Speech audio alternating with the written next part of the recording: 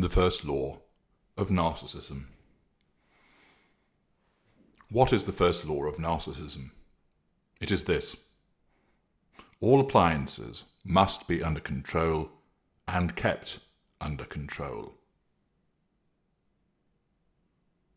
That simple statement embodies the mindset of the narcissist with regard to the issue of control, and is the first and most important aspect of the laws of narcissism.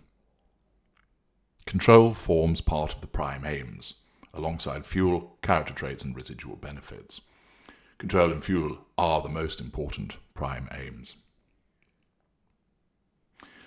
This is control from our perspective, not yours, not somebody else's, but ours. Control through the narcissistic perspective over you, over him, her, them, everybody. The question of control only applies when you are on the radar. It is not the case that the narcissist sits there thinking, have I got control of this situation? Is she under control? Are they under control? What about my brother? What about my mother? What about those friends? It doesn't work like that. If that were the case, the narcissist wouldn't be able to function, because the incessant thought about whether people are under control and then acting on it would result in an entirely difficult, unsustainable, and chaotic existence for the narcissist. And whilst some narcissists do have chaotic existences, they are not for that reason, but for others which aren't the subject of this video and will be addressed on an alternative occasion. The question of control is only applicable when you come on our radar, i.e., you enter a sphere of influence. Accordingly, if you're not on the radar, it is as if you don't exist. You've vanished, deleted. So if you're on the shelf and you've not entered one of those spheres of influence, then in those circumstances, the issue of control is not relevant. If we've disengaged from you and we're not focused on you in any way, you are irrelevant to the question of control. You've gone. We compartmentalize. Once you are not on the radar, it really is as if you don't exist. And because of our absence of emotional empathy, our sense of entitlement and lack of accountability, we don't spend our time thinking, oh, I haven't been in such and such, in touch with such and such for a period of time. I ought to do something about that.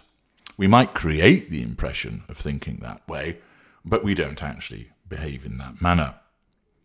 What occurs is, if you enter a sphere of influence, for instance, you walk up to us, you come within our eye line, you telephone us, you text message us, somebody mentions you to us, or we just happen to think about you, or we're reminded of you in some way.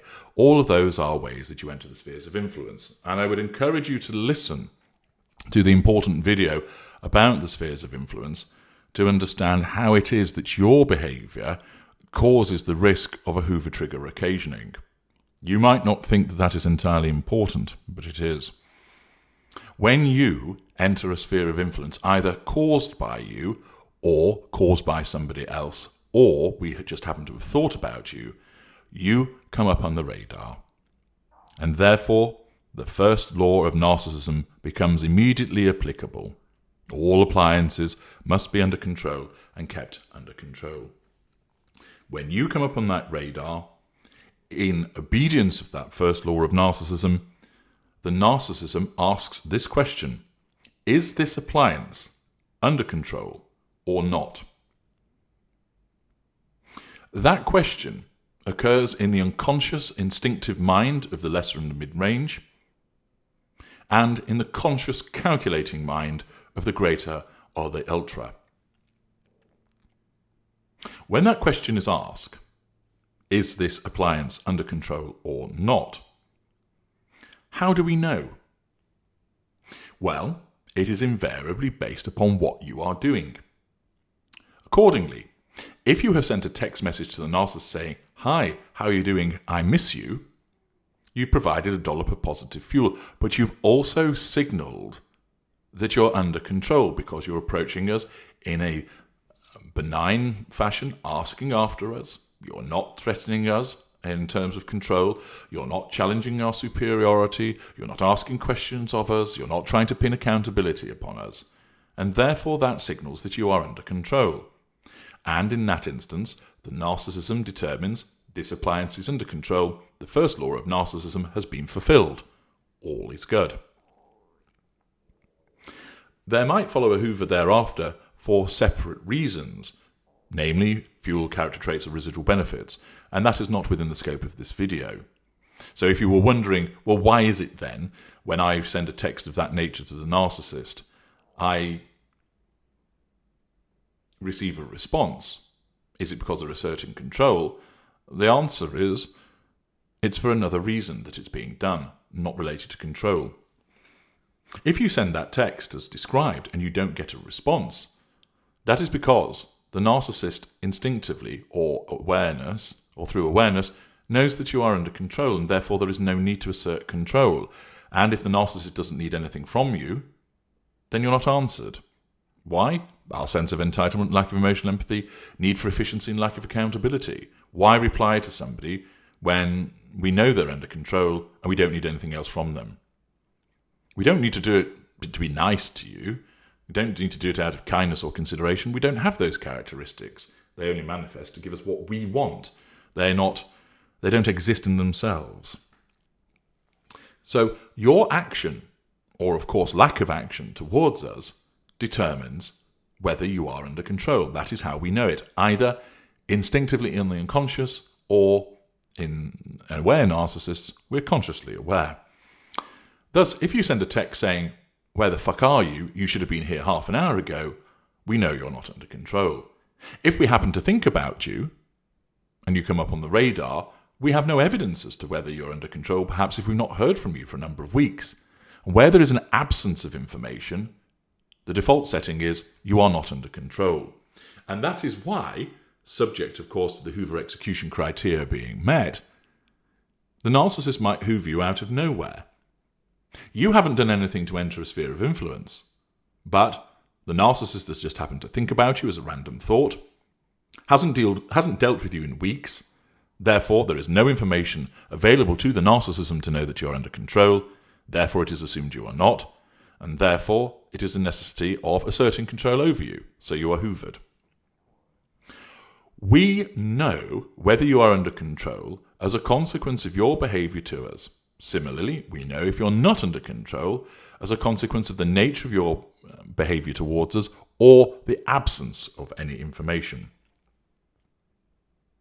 If we determine, instinctively or consciously, that you are not under control, that control is being threatened, then we must assert control, and we do so through one of the 3 assertions of control.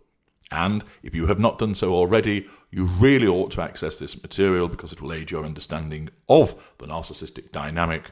You can find that material in the Knowledge Vault. How do we know then that we have got control over you?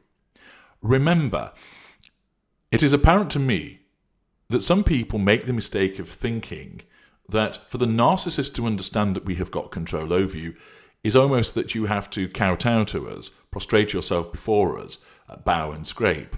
No. It might not seem to you that you're being controlled by us, but that's not relevant. It's how we perceive it. Essentially, if you are responding in a fashion which is not challenging our control, then you are under control. If you are responding in a fashion which is providing us with pure positive or pure negative fuel, you are not threatening our control. So, if you say, "I love you," you're giving us fuel and you're not threatening our control. Therefore, you're under control. If you're crying because we've hit you, your negative fuel signals you're under control and you're not challenging our control. And therefore, we know. The response that you provide, i.e. fuel, signals to us that you are under control. in the context of it being pure fuel. If, of course, you're providing us with challenge fuel, you are threatening our control. And again, it is the nature of that response, how it's manifesting. So if you're shouting at us, "You awful bastard, I hate you, you're a lousy lay, your breath smells and you're shit at your job," all of that offends the narcissist's sense of superiority and therefore threatens our control. You're giving us fuel, of course, but you're threatening our control. It isn't how you would regard it as being controlled, it's how we see it.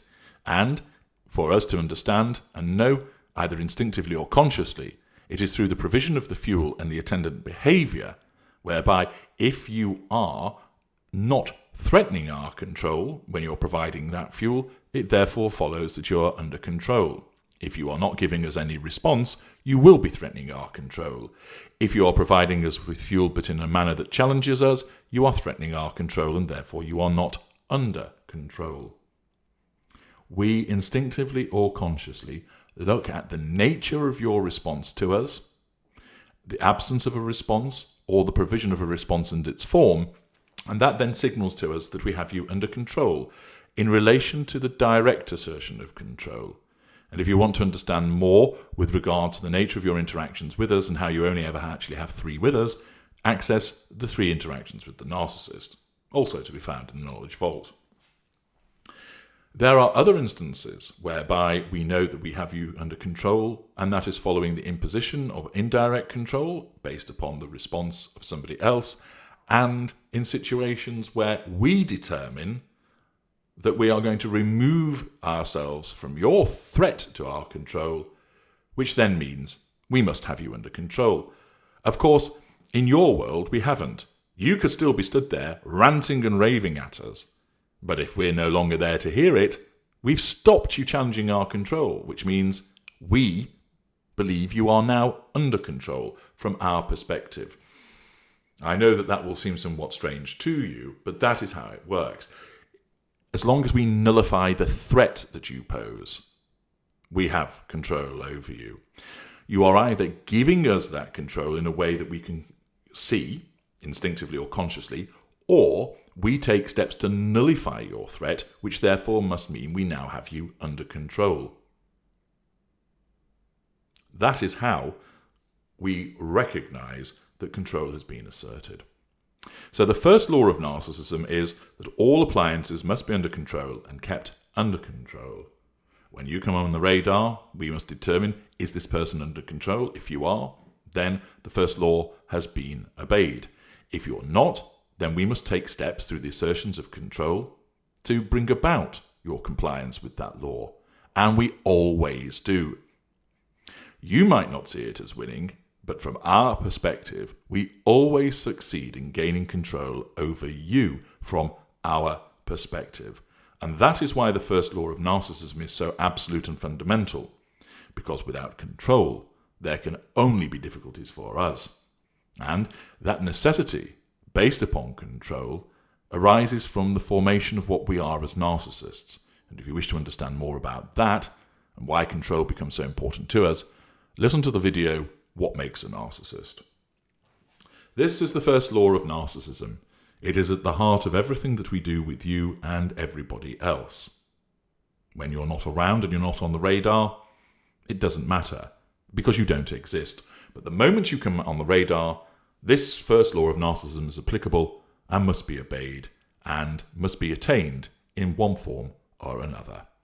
I'm H.G. Tudor. Thank you for listening.